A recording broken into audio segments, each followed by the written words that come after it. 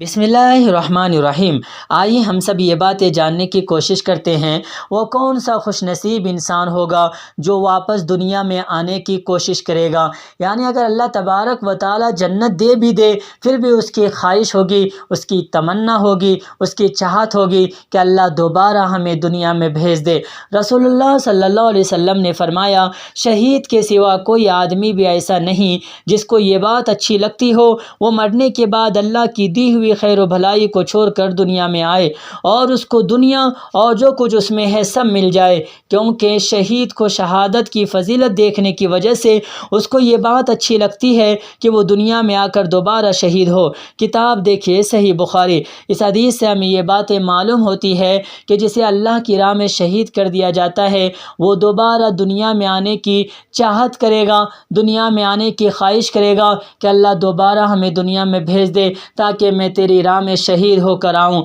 اور لیکن اللہ کے نبی آگے فرما رہے ہیں دوسرے لوگ جنہیں اللہ تبارک و تعالی جنت دے دیں گے اور اسے یہ کہیں گے کہ اگر تم دنیا میں جانا چاہتے ہو تو تمہیں دنیا کی پوری حکمرانی مل جائے گی، لیکن پھر بھی جنتی انسان دنیا میں آنے کی چاہت نہیں کرے گا کہ اللہ ہمیں دنیا میں مت بھیج، میں تیری نافرمانی میں لگ جاؤں گا، تیری نافرمانی کرنے لگوں گا، تجھے بھول جاؤں گا، اللہ ہمیں دنیا میں مت بھیج۔ لیکن شہید جسے اللہ کی راہ میں شہید کر دیا جاتا ہے وہ کہے گا کہ اللہ ہمیں دوبارہ دنیا میں بھیج تاکہ میں تیری راہ میں قربان ہو جاؤں، تیری راہ میں شہید ہو جاؤں۔ تو ذرا سوچے کہ جس کو اللہ کی راہ میں شہید کر دیا جاتا ہے وہ دوبارہ جنت ملنے کے بعد بھی، سب کچھ دیکھنے کے بعد بھی وہ خواہش کرے گا کہ اللہ کی راہ میں ہمیں جو شہید کیا گیا تھا وہ مزہ جو ہے میں دوبارہ دنیا میں آ کر حاصل کر لوں۔ دعا کرے کہ اللہ تبارک و تعالی